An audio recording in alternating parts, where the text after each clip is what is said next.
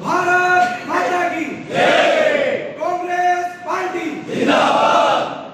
सम्मानित मंच, मेरे सीनियर बड़े भाई, मेरे छोटे भाई, मेरे साथी सतुजी लोधा साहब, सबसे पहले तो मैं धन्यवाद देना चाहूँगा मेरे साथी और मेरे भाई को, भाई सतु लोधा जी को, कि उन्होंने 2024 का चुनाव को देखते हुए खेड़ली में एक बहुत कम समय में एक अच्छी मीटिंग का आयोजन किया। इसके लिए सबसे पहले उनका धन्यवाद। साथियों,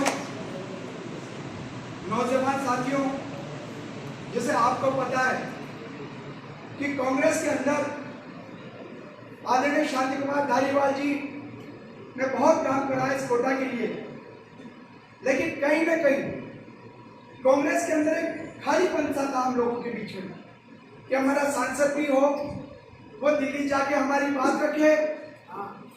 लेकिन 10 साल से मैं समझता हूँ कि हमें ऐसा सांसद मिला जिसने सिर्फ हवाएं बातें करी और इसके सिवा उसने कुछ नहीं किया। 10 साल एक बार देखा हम लोगों ने, फिर दूसरी बार देखा तो कई बातें की, लेकिन 10 साल के कार्यकाल में आपने और हमने देखा कि किस तरह से उन्होंने, चाहे वो कांग्रेस हो चाहे बीजेपी हो, सबका शोषण किया। उन्होंने बीजेपी को एक प्राइवेट लिमिटेशन बना के रख दिया। छोटे भाई साहब ले लो, बड़े भाई साहब ले लो, वह एमएलए की कोई कीमत नहीं है, तो कार्यकर्ताओं की तो कोई कीमत क्या समझ पाएंगे उन्होंने। तो मैं आपसे ये निवेदन करना चाहता हूँ कि आज हमें वो 10 साल का रिकॉर्ड तोड़ने के लिए भगवान ने, अल्लाह ने एक ऐसी शख्सियत को हमारे बीच में प्रत्याशी बना के भेजा जिसका नाम शेर दिल है, और उसका नाम है भाई प्रहलाद गुंजल। मैं समझता हूँ कि जब जिस दिन प्रहलाद जी गुंजल, जो कि मेरी तो दिल से हमेशा दुआ ये रहती थी कि प्रहलाद गुंजल जी जैसे व्यक्ति हमारे कांग्रेस के अंदर आए और कांग्रेस को मजबूती प्रदान करे।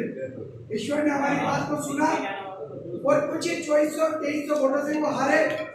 हारने के बाद समीकरण आपको सब पता है। मैं बड़े गर्व के साथ कहना चाहता हूँ कि मैं उस नेता के लिए काम करना चाहता हूँ।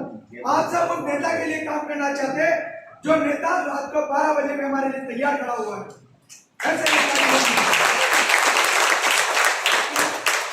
कई बार बात चलती थी हमारी कांग्रेस के अंदर कि यार प्रहलाद जी कभी भी आके किसी के लिए खड़े हो जाते थे।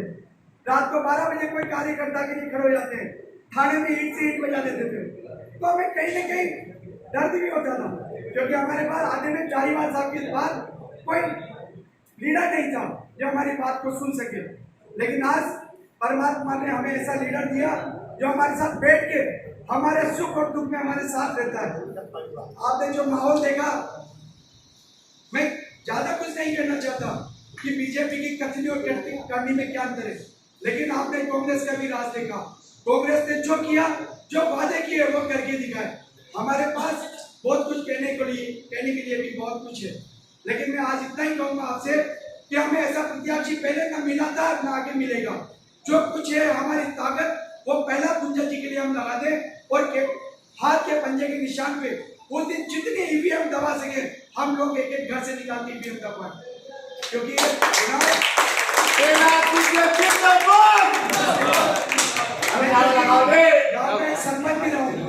मुझे पता है कि चुनाव किस तरह से लड़े जाते हैं। तो मैं साथियों आपसे निवेदन करता हूँ, हाथ जोड़ के गुजारिश करना चाहता हूँ कि हम लोग, जैसे मेरे पहले वक्ताओं ने कहा कि प्रहलाद गुंजल जी तो कोई है, लेकिन हम लोग सब यहाँ से ऐड करके जाए, एक प्रण लेके जाए कि मैं प्रहलाद गुंजल हूँ। हर आदमी अपना आपको प्रहलाद गुंजल समझ के यहाँ से निकले। एक वोट, जिस तरह से पंचायत के अंदर हम लोग सरपंच के जब चुनाव लड़ते हैं, एक एक वोट निकालते हैं, उस तरह से हमें पूरी खेड़ी फाड़े पे निकालना है, क्योंकि कोटा बूंदी लोकसभा बहुत लंबा क्षेत्र है। और आजकल आपने एक वीडियो और देखा है कि चट्टियों की कोई बातें चलती है। लोग कहते हैं कि चट्टियों पहनने से लोकसभा बन जाते हैं। तो मैं कहना चाहता हूँ कि भाइयों हमें भी चट्टियां पहना दो ताकि हम भी लोकसभा में चले जाकर। बहुत बढ़िया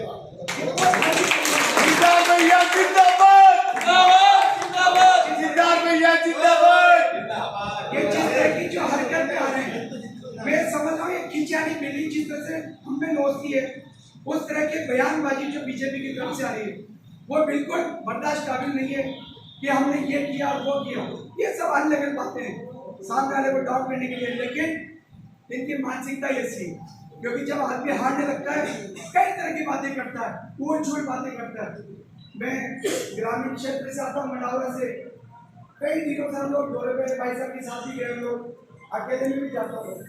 मैं आपसे वादा करता हूँ कि ये तो पता नहीं क्या कहते होंगे, लेकिन कम से कम प्रहलाद जी गुर्जर साहब देहात के अंदर से और आपके कोटापुरी लोकसभा क्षेत्र से 1.5 से 2 लाख से ही जीतेंगे वो।